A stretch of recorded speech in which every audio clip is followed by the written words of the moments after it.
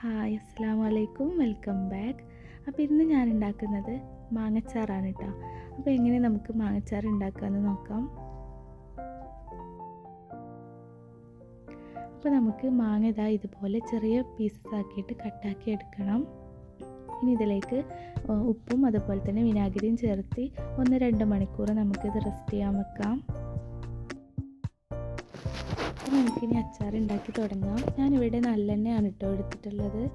അച്ചാർ ഉണ്ടാക്കുമ്പോൾ നല്ലെണ്ണയിൽ ഉണ്ടാക്കിയാൽ കൂടുതൽ ടേസ്റ്റ് ഉണ്ടാവും കേട്ടോ. അപ്പോൾ ഇനി അതിലേക്ക് കടുകിട്ടിട്ടുണ്ട്. അതൊന്ന് പൊട്ടി വരുമ്പോഴേക്കും നമുക്ക് വറ്റൽമുളക് ചേർക്കാം.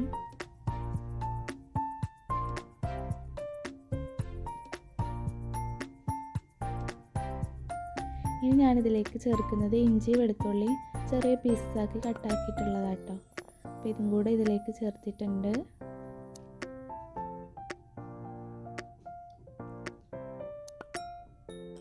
ഇനി ഇതിലേക്ക് ചേർക്കുന്നത് കറിവേപ്പിലയും പച്ചമുളകും കൂടെയാണ്. അപ്പോൾ അതും കൂടെ ഇതിലേക്ക് ആഡ് ചെയ്തിട്ട് നന്നായിട്ടൊന്ന് വഴറ്റി കൊടുക്കാം.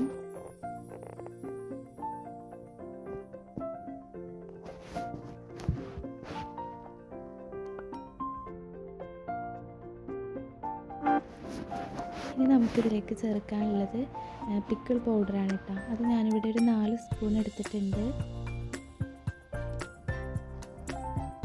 പിന്നെ ഞാൻ കാശ്മീരി ചില്ലി പൗഡറും ഒരു 3 സ്പൂൺ ആഡ് ചെയ്തിട്ടുണ്ട്.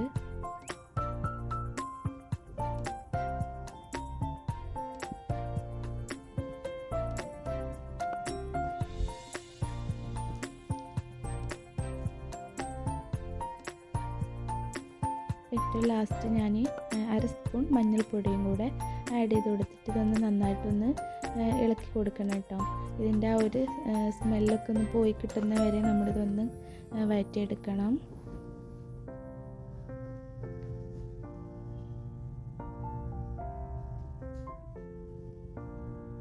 ഇനി ഇതിലേക്ക് ഞാൻ കുറച്ച് വിനാഗിരിയും കൂടെ ഒഴിച്ചിട്ട് ഒന്ന് നന്നായിട്ട് തിളപ്പിച്ചെടുക്കാം.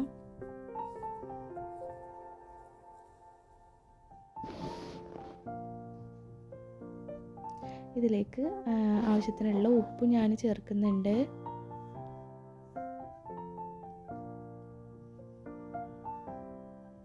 ഇനി ഇതിലേക്ക് ഞാൻ ചൂടുവെള്ളമാണ് കേട്ടോ ഒഴിക്കുന്നത്. 1/2 കപ്പ് ചൂടുവെള്ളം കൂടി ഇതിലേക്ക് ഒഴിച്ചിട്ട് നന്നായിട്ട് ഇതൊന്ന് തിളച്ച് വരുന്നവരെ നമുക്ക് വെയിറ്റ് ചെയ്യണം.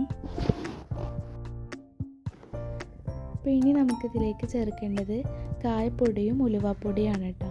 അപ്പോൾ അത് ഞാൻ ഓരോ സ്പൂൺ വെച്ച് ചേർത്തിട്ടുണ്ട്.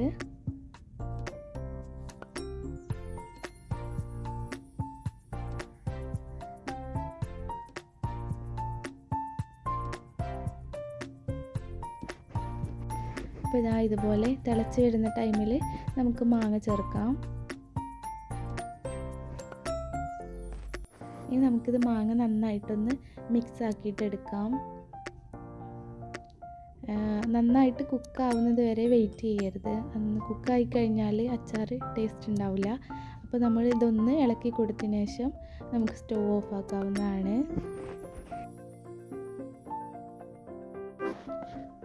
അപ്പോൾ നമ്മുടെ മാങ്ങച്ചാർ ഇവിടെ റെഡി ആയിട്ടുണ്ട്.